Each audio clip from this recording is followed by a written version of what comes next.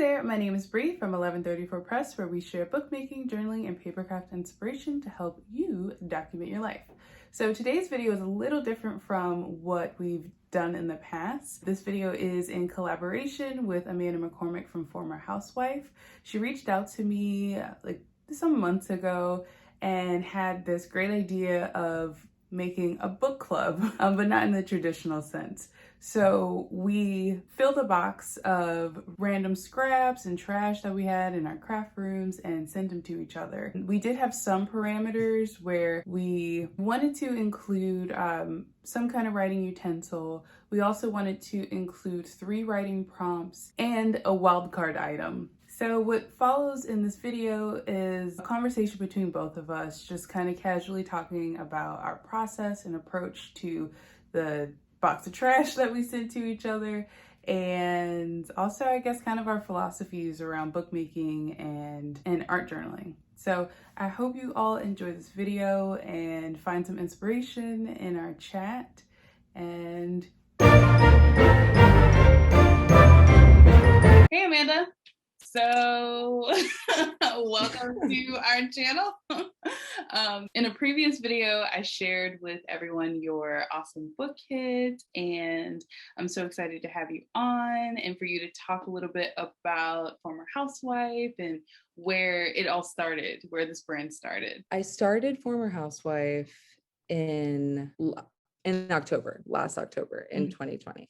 And it was kind of a derivative of Cozy Bows, which is the company I went to start to create gift bows out of the scraps from books. But I realized that there's an overabundance of very, very good and usable material just in common household garbage. And it's beautiful and inspiring because human effort went into the creation of those things, and they're designed well. A lot of them are. So I've always been into trash, and like I've always been a super resourceful person, and wanting to create beauty out of the world around me, even if I don't have a lot, So it kind of comes from a long life of, being the flower that grows out of the cement, and like sort of just seeing the beauty in the details in a roundabout way. That's what former Housewife is all about. I really want to take my skills as a bookmaker and a craftsperson, also my skills as just like a curator and, someone who uses their resources to bring big ideas into fruition and, create a brand that really kind of supports this love for life and exploration and, a true self-sufficiency that is inspiring into itself. Yes, and that's the main thing that attracts me to former Housewife for sure. Like when you reached out about doing book club, I was like so excited because I knew that I would be doing it with a person who thought the same way that I thought about reclaiming products or reclaiming materials and recycling them. And it's really special to find it with or to do it with a person who loves books as much as I do. Okay, so let's start with receiving the box. Okay.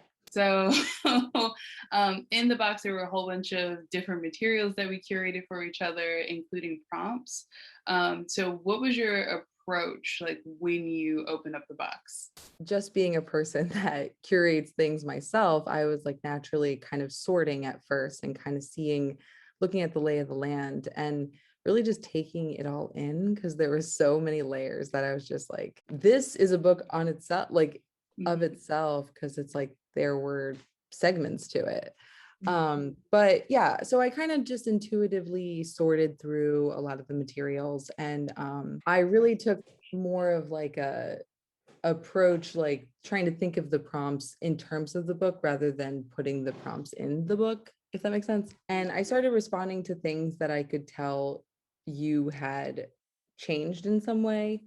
Like, because I really liked that like aspect of it where there were certain parts where I could tell that you folded or, you torn or, even that piece of fabric that was like an old shirt or whatever, you obviously like tied that. So I wanted to, I don't know, I was drawn to those elements, probably I don't know, just by my nature. And so I kind of pulled out those things and they started fitting together. And then once I sort of saw that shape coming together, I started leaning in that direction, if that makes sense. Everyone will see how your book evolves, but in reality, it is a book sculpture, which is really unique and interesting. The creation of the mobile, right? Was that something that came to you as you were, sorting through the materials? Or was it something that just happened organically as you were playing with the materials? It was a little bit of both. I had an idea as more of like a sculptural book to Mhm. do like a more technical form, but it gravitated away from that. But I did kind of have it in my mind as a display book, Mhm. but I wanted it to be more fluid and like, yeah, so it didn't really start out as a mobile, but it definitely wasn't far away from that, from where I was kind of going. Yeah, the thing that I really liked technique wise in your process was the creating of like the mini accordions. For one of them, you actually like cut like diamond shapes within them that created like a really interesting effect on scraps of paper. Yeah, the accordion is such a versatile form because of that reason. Like you're cutting, I mean, that's how those like strips of children or whatever are made. They're essentially accordion, or like even snowflakes that you cut. It's like that similar concept of folding paper and then you create a pattern by cutting randomly. A hack that you did that like blew my mind was when you pulled the jute twine through the hole that you made with a folded piece of paper, like instead of using a needle, because I love twine, I love the rustic feel of it, but I don't have any needles that are Yeah, it's hard that to has get an it eye through. Yeah. that big. So definitely using the cardstock as a needle to sew through it. I thought that was genius. It's like, yes. Yeah, I actually just like used a piece of tape because it's like a like to Yeah. Oh, create a it's tape. shoelace. Hmm. Yeah, like basically like a shoelace, at the end of it. So just like fold it over and then cut it. I cut it at an angle. So we were in communication throughout the process of even putting the box together because we were like, we don't know what's too much, what's too little. And we were also in communication as we were putting or creating the books. Yours had evolved even after the initial recording of the process. And that like you added more to it, which we will show. I'm really interested in hearing your thoughts about like when do you know when a book is done? Like that's where I always come into issues when I'm like either decorating a page or making like an artist book, or I'm like, but is it really done? Well, the thing is, it's never done. It's Yeah. not because if it's living, then it's dead if it's done. Hmm. So it's like even a book that is meant to be printed and pristine, that's the first step. It goes on and then it's read and circulated and it's still going and being literally affected. Like the design of it is changing. So it's never done. But at the same time, I think that there's a harmony that you want to achieve.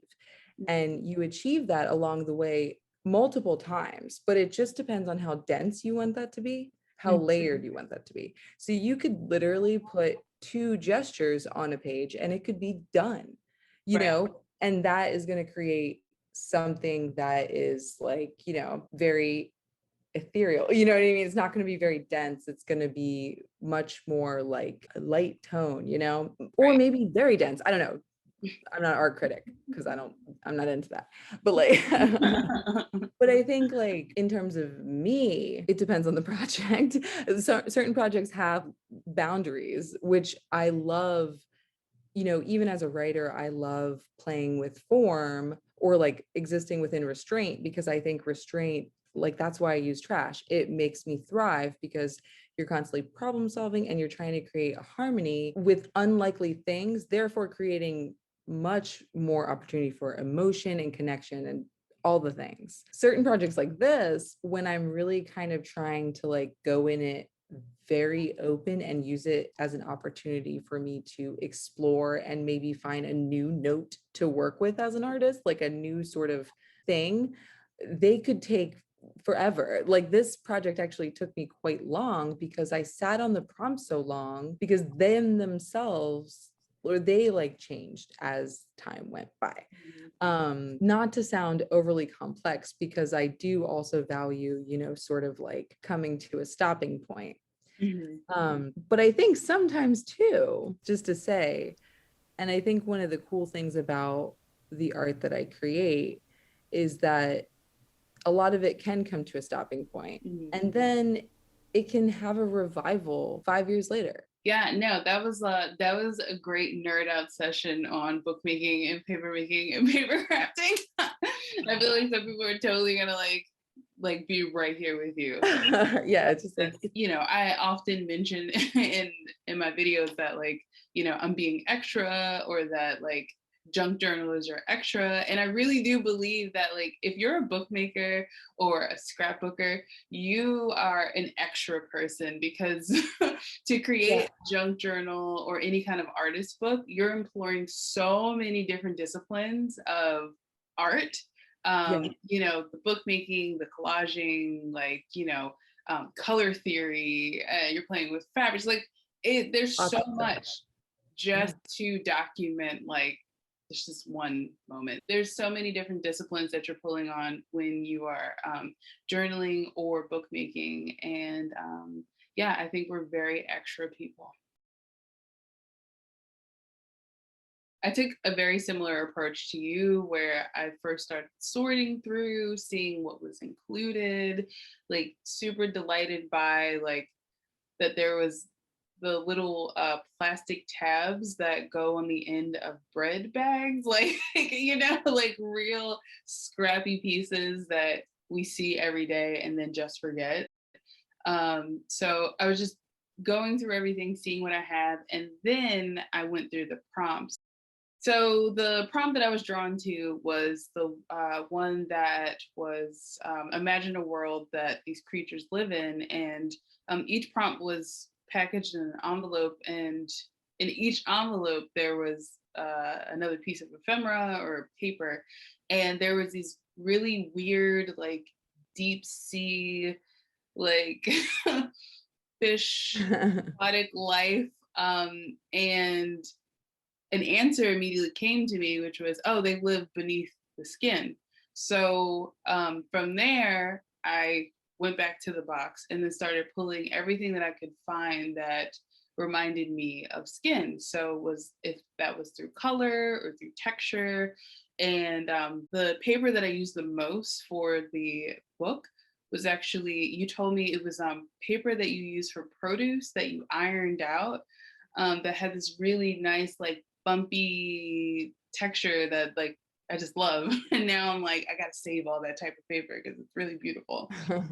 And from there, once I decided, okay, this is like my accordion or how I'm gonna approach the accordion, I just went in and start collaging with what I had.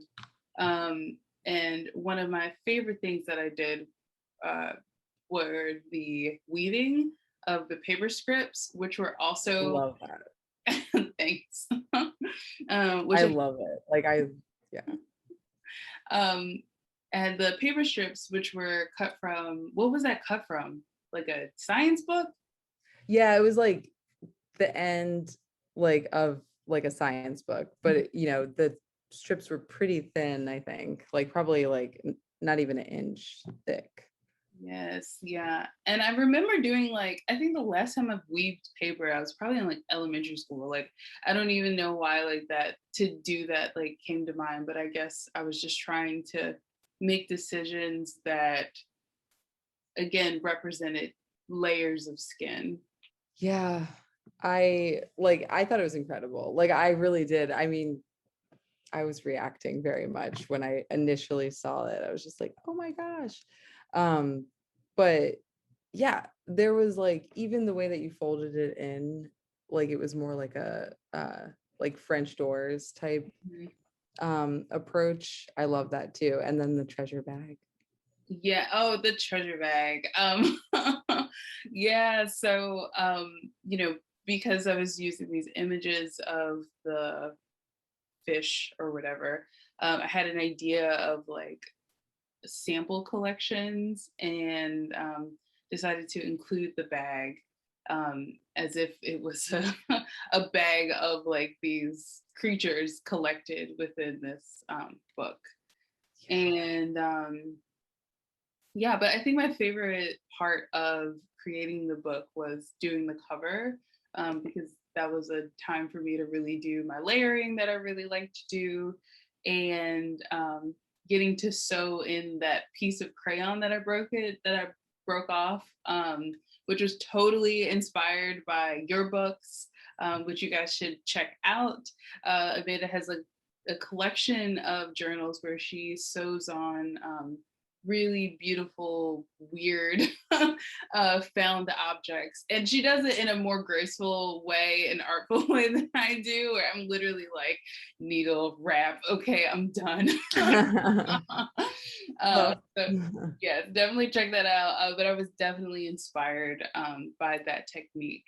And yeah, and the text that I put on the cover, I found at the last minute where I thought I was done with the book.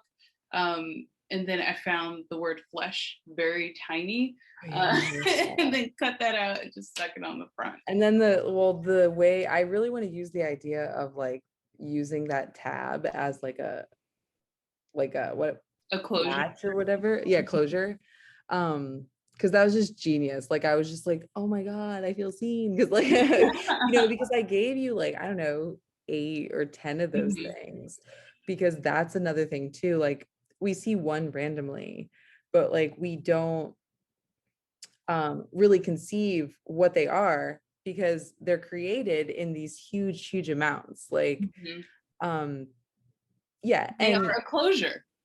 Like, and they literally are, yeah. And they yeah. can be like, and you can use them actually in other ways too. Like, absolutely. They're very useful. But just to say, like, what I do is like with like nature and the environment in mind, though it's like it's more about sort of what we can, like our resources. But I do want to say something that's very important, which is like I worked at a corporate restaurant for a really long time, a very popular corporate restaurant for a really long time. And one of the things that they did when they were making some budget cuts is they had us stop giving bev naps, like just little square napkins, out when we greeted tables. And they saved $60,000 in one state. So that tells you how much of that just nothing waste. Like how many napkins is $60,000 worth of napkins? Not to be too much about it, because it really isn't about that for me, though that is important to me. I'm just trying to say like, whoa, and a lot of that, and I'm not saying like, yeah, you can reuse napkins, you can't, and even those closure things, you can reuse them to an extent. But when it comes to bubble mailers that are being printed off, sent out, and then thrown directly into the garbage can, and they're completely new, it's a whole other thing. So yeah, I don't know, I got a little like boxy. So our conversation continued for another 30 minutes of us talking about like repurposing trash and the ecological effects of it. So, and I didn't realize that we didn't record like a send off, like a goodbye. But it was a really fun project, and I definitely want to do it again with her. And make sure to check out the description box below to learn more about Amanda and former housewife. And also check out that video where I made one of her book kits that she sells on her website. That's also made from upcycled and recycled materials. Again, thank you all for watching, and I will see you in the next video. Bye.